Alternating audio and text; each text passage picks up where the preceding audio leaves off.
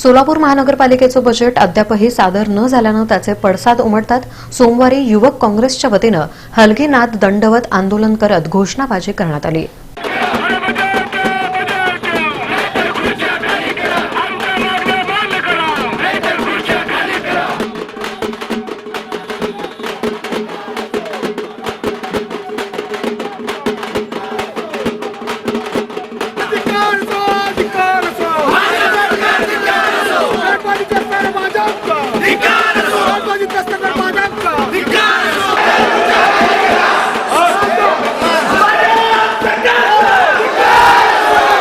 पालिका निवडणुकीनंतर सत्तेत आलेल्या भाजपात गटबाजी उफाळून आली आहे।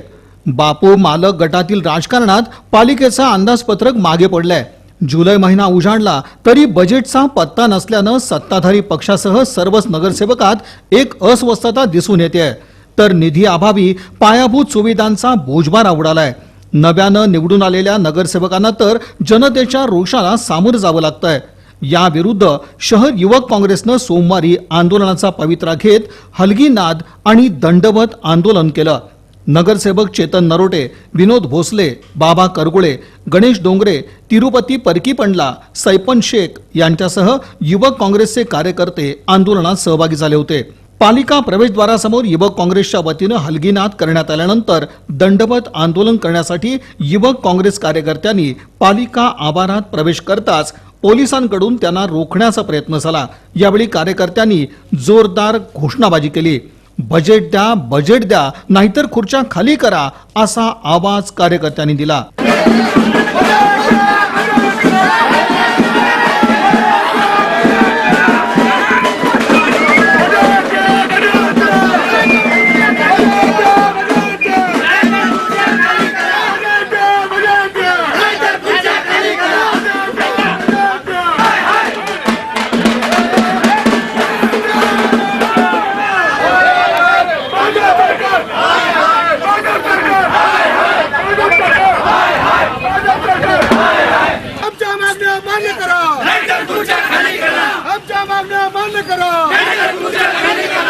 दरम्यान युवक काँग्रेस कार्यकर्त्यांना पोलिसांनी पुढे जाण्यास परवानगी दिल्यानंतर त्यांनी काउन्सिल हॉल गाठलं। इथं बजेट द्या अशा घोषणा देत महापौरांच्या कक्षासमोर दंडवत आंदोलन करण्यात आलं। यावेळी पोलिसांनी आंदोलनकर्त्यांना रोखून धरलं।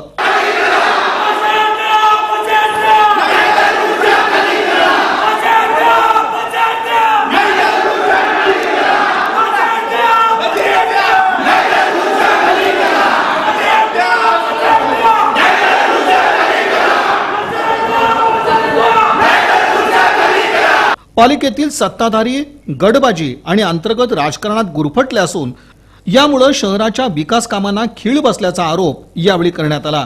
ज्या जनतेने त्यांना भरघोस मताने निवडून दिलं, ज्या जनतेला 10 लाख लोकांना वेठीस धरून हा भाजप पदाधिकाऱ्यांचा सोलापूरकरांना व आमच्या नागरिकांना वारंवार त्रास होत असून पावसाळा आला तर नाला साफ नाही, लाईट दिवेबत्ती बंद आहेत, विविध कारणामुळं सोलापूरचे नागरिक त्रस्त आहेत।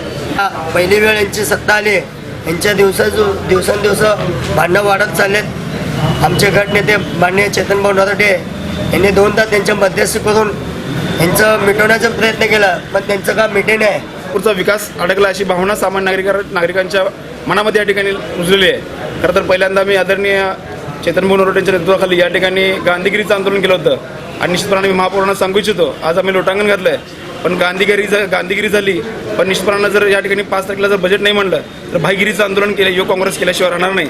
एवढं मात्र मी तुम्हाला निश्चितपणे सांगतो। आयुक्त साहेब मुंबईची हिअरिंग सोडून यांच्यासाठी बजेटला थांबले होते। यांचा वाद न मिटल्यामुळं 27ची तरी हिअरिंग सोडून इथं थांबले होते। 28 झाले, 29 झाले, 30ला आयुक्त साहेब गावाला जाणार आहे। सगळ्या सोलापूर शहराला माहीत होतं, त्यांना माहीत नाही का?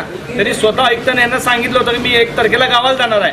1 तारखेच्या आत असलं असतं बजेट आताच झालं असतं। हा त्यांचा वैयक्तिक वाद आहे, हे सगळ्या सोलापूर शहराने बघितलंय। आमच्याला घालू नका, आमची उपसूचना तयार आहे, आता घेऊ दे। आम्ही आता बजेटला समर्थन म्हणून सोलापूर शहरामध्ये विरोधाला विरोध आम्ही करणार नाही। विकासाला काँग्रेस पक्ष नेहमी सहकार्य करेल। उद्या देखील 5 तारखेला जर बजेट झालं तर चांगलं आहे, पण बजेट होईल का नाही तुम्हाला देखील आता खात्री नाही पत्रकारला। काय लोक आता बातम्या देखील जास्त सोडून दिल्यात। म्हणजे किती लोक खोटं बोलतात. बीजेपीच्या नादाला लागून येडे झाले लोक. आता कळालंय सोलापूर शहराला की बजेट पे बजेट, तारीख पे तारीख, तारीख पे तारीख, अशा किती तारखा येणार आहेत. सातत्याने त्याची चर्चा करत होतो आणि ते बजेटमध्ये यावं त्यामुळं थोडंसं उशीर झाली. पण ज्यावेळेस मी तारीख काढत होते काही आपल्याला 31 तारखेला 30 तारखेला होतं गटनेत्याचं बैठक झाली. 31ला होतं, 31ला नाही काही गटनेते प्रधान वगैरे होते त्याच्यामुळं पुढं घ्यावं असं सर्वांचंच म्हणणं असल्यामुळं पुढं गेलं. आणि रमजान वगैरे असते तर तुम्ही 38 तारखेला वगैरे घ्या. त्याच्यामुळं थोडंसं उशीर जात होते. मग 1 तारीख फायनल झाली. फायनल झाल्यावर परत प्रश्न आला की सर्वात मिळून सगळ्यांना पुढं घ्या.